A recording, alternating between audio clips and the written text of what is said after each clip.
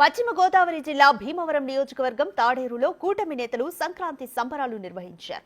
కూటమి ప్రభుత్వంలో ప్రజలందరూ సుఖ సంతోషాలతో ఉండాలని ఆకాంక్షించారు. కోడి పందాలు చూడడానికి వచ్చే మహిళల కోసం ప్రత్యేక ఏర్పాట్లు చేశారు కూటమి నేతలు. తాడేరులో పందెం బరి నుంచి మరింత సమాచారాన్ని మా ప్రతినిధి శివసాగర్ అందిస్తారు.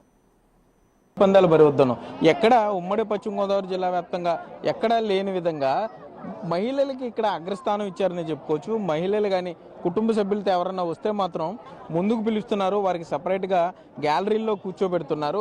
వారికి ఇబ్బంది లేకుండా, ఎందుకంటే ప్రతి చోట కూడా పందెరాయిలు తోసుకు వచ్చేస్తుంటారు. కోడి పందాలు కనపడకుండా మహిళలు చాలా ఇబ్బందులు పడుతూ ఉంటారు. ఊరికి అక్కడికి వచ్చి ఏదో చూసామా వెళ్ళిపోయామా అన్నట్లే ఉంటారు. కానీ ఇక్కడ నిర్వాహకులు మాత్రం కొంత వినూత్నంగా ఆలోచించారని చెప్పుకోవచ్చు. మొత్తం మీరు చూస్తున్న గ్యాలరీలు అన్నింటిలో కూడా మహిళలు ఇక్కడ స్వేచ్ఛగా దొరుకుతున్నారు. ఇంచుమించుగా మహిళలే కోడి పందాలు వేస్తున్నారా అన్న ఫీలింగ్ ఇక్కడ వస్తుందనే చెప్పుకోవచ్చు. కుటుంబ సమేతంగా ఏదో సినిమాకు వచ్చినట్లో లేకపోతే పార్క్ వచ్చినట్లో ఈ విధంగా మొత్తం ఇంటిల్లు పాది పండుగ సందర్భంగా, సంక్రాంతి పండుగ సందర్భంగా ఇక్కడికి చేరుకున్నారనే చెప్పుకోవచ్చు. సో అసలు నిర్వాహకులు ఏ విధంగా ఈ ఏర్పాట్లు చేశారు, నిర్వాహకులకి ఈ ఆలోచన అలా వచ్చింది. ఎందుకంటే ప్రతిదీ కూడా వ్యాపారాత్మకంగా అయిపోయింది. అసలు ఉమ్మడి పశ్చిమ గోదావరి జిల్లాలో కోడి పందాలు అంటేనే లక్షలాది రూపాయలు చేతులు మారుతాయి, భారీగా బెట్టింగ్ జరుగుద్ది అంటున్న ఈ తరుణంలో అసలు నిర్వాహకులు ఏ విధంగా ఏర్పాటు చేసిన చర్మల చంద్రశేఖర్ ఉన్నారు మనతో. సరే ఏంటి, కోట్లాది రూపాయలు లక్షలాది రూపాయలు చేతులు మారుతాయి, తోసుకు వెళ్ళిపోతారు, బెట్టింగ్ అంటే గొడవలు నానా హంగామా ఉంటుంది. మీరింత ప్రశాంతంగా ఇక్కడ అసలు ఈ ఆలోచన ఎలా వచ్చింది, ఏ విధంగా ఏర్పాటు చేశారు? సంక్రాంతి అంటేనే మన తెలుగు సాంప్రదాయాలకి సంస్కృతులకి నిలయం.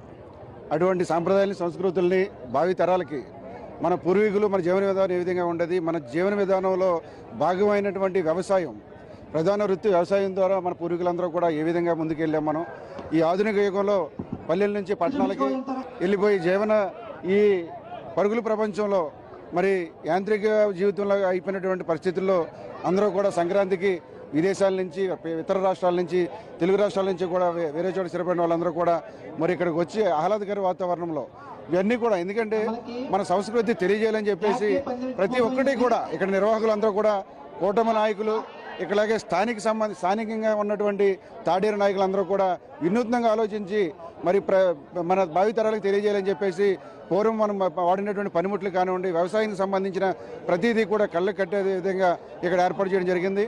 అందరూ కూడా కుటుంబ సమేతంగా వచ్చి ప్రతి ఒక్కరూ కూడా వాళ్ళ పిల్లలకి ఇప్పుడు ఈ రోజుల్లో సెల్ ఫోన్లకి టీవీలకి అతుకుపోయేటటువంటి పరిస్థితుల్లో మరి సాంస్కృతిక కార్యక్రమాలు కానివ్వండి, క్రీడా పోటీలు అన్నీ కూడా నిర్వహించి అందరినీ కూడా ఉత్సాహపరిచి పిల్లల్ని, పెద్దల్ని, మహిళల్ని అందరినీ కూడా మరి ఎన్నో వేల రూపాయలతోటి వాళ్ళకి ప్రైజులు కూడా ఇవ్వడం జరిగింది. దానిలో భాగంగా ఈ 3 రోజులు కూడా ప్రతి సంవత్సరం 3 రోజుల పండుగ అయితే ఈ 2025 కూటమి ప్రభుత్వం ఏర్పడిన సందర్భంగా 5 రోజుల పండుగ చేసుకుంటున్నాం మేము భీమవరంలో. మీ స్టార్టింగ్ నుంచి చూస్తే మీ యొక్క సాంప్రదాయబద్ధంగా పూర్వం విలేజ్ వాతావరణం ఎలా ఉంటుందో ఆ కల్చర్ అంతా ఇక్కడ ఆ థీమ్ తీసుకొచ్చి మేము చేస్తున్నాం. సంక్రాంతి అంటే కోడి పందాలు, గుండాట్లు కాదు.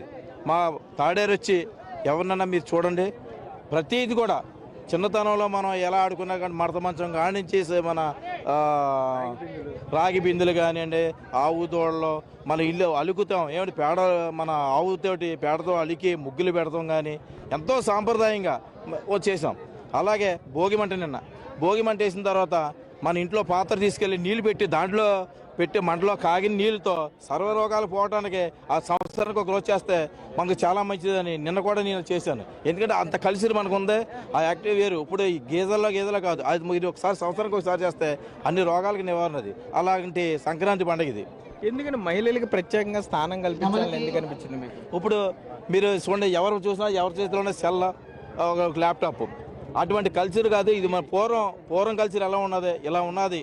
అప్పుడు బంధుత్వం అంటే ఎలా ఉంటుంది, అక్క చెల్లెలు అంటే ఏంటి, ఆడపడుసులు అంటే ఏంటి, అన్నదమ్ములు అంటే ఏంటి, పండగ అంటే ఎలా ఉంటుంది, పాత రోజులు తీసుకుని ఉండాలి, థీమ్లో ఉండాలి. మా తాడేరు నుంచి కానీ భీమవరం నుంచి కానీ అందరూ కూడా ఫ్రెండ్స్ అందరూ కలిపి ఇలా చేశాను. ఏంటండి మరి ఖర్చు నిర్వహణ ఎలాగా, డబ్బు ఏంటి పరిస్థితి, ఎన్ని లక్షల్లో పందాలు జరుగుతున్నాయి, లేకపోతే కత్తి పందాలు వేస్తున్నారా, కత్తి లేకుండా వేస్తున్నారా, సాంప్రదాయ కోడి పందాలా, ఎట్లా ఇది? అంటే అది సంక్రాంతికి అంటే చిన్న సాంప్రదాయం ఉంటుంది, అది సాంప్రదాయాన్ని ఎవరు పాడు చేయకూడదు. కోడి పందాలు ఉంటాయి, అది ఇక్కడ అలా ఉండే ఎక్కువ కాదు. మాకు సాంప్రదాయ పద్ధతులకే ఎక్కువ ఉన్నాయి ఇక్కడ. ఇలా సంక్రాంతి అనేది మాకు ప్రకృతికి, మనిషికి ఒక సంబంధం ఉంది, ఉన్నాడింది. అటువంటి నాగరికతని ఇప్పుడు రేటు సమాజానికి, పిల్లలకి కూడా ఆ వ్యవహారం తెలియట్లేదు. ఆ విధానం గతంలో మనం ఎలాగ బతికాం అనేది కూడా అన్నీ కూడా ఒక సెట్టింగ్ ద్వారా రైతులు ఎలా బతికారు అనేది, ఇతరత్ర మనకి గోవులు అలాగే ఆవులు కూడా మనకి ఒక మనిషి జీవితంలో ఎలా ఉపయోగపడింది అనేది తెలియపరచడం కోసం ఈ సాంప్రదాయం కనుమరుగైపోతుంటే అదంతా గుర్తు చేసే విధానంగా మీ ఒక భారీ సెట్టింగ్ వేసి ఈ రోజుని ప్రజలందరికీ కూడా ఏర్పాటు చేసి, అలాగే వచ్చిన వాళ్ళందరూ కూడా పూర్తిగా ఆహ్లాదంగా అందరినీ కూడా రిసీవ్ చేసుకోవడం కానీ, అలాగే భోజనాలు పెట్టడం విషయంలో కానీ అక్కడ తగ్గకుండా చక్కగా ఏర్పాటు చేయడం జరిగిందండి. మొత్తం మీద చూసుకుంటే ఇక్కడ కొంత మిగిలిన పందెం బరుల కన్నా కూడా ఇక్కడ కొంత వినూత్నంగా ఆలోచించారని చెప్పుకోవచ్చు. ఎక్కువగా మహిళలు ఎక్కువ కనపడుతున్నారు. కుటుంబ సభ్యులతో ఇంటిల్లి పాది వచ్చి ఎక్కువ చూస్తున్నారు. ఏదేమైనా కూడా కోడి పందాలను కూడా ఒక ఎగ్జిబిషన్ లాగా, ఒక ఎంటర్టైన్మెంట్ లాగా కూడా మహిళలు పెద్ద ఎత్తున ఇక్కడ తాడేరు పందాల బరిలో పాల్గొన్నారనే చెప్పొచ్చు. కెమెరామెన్ భాగ్యరాజ్తో సాగర్, బిగ్ టీవీ, తాడేరు నుండి.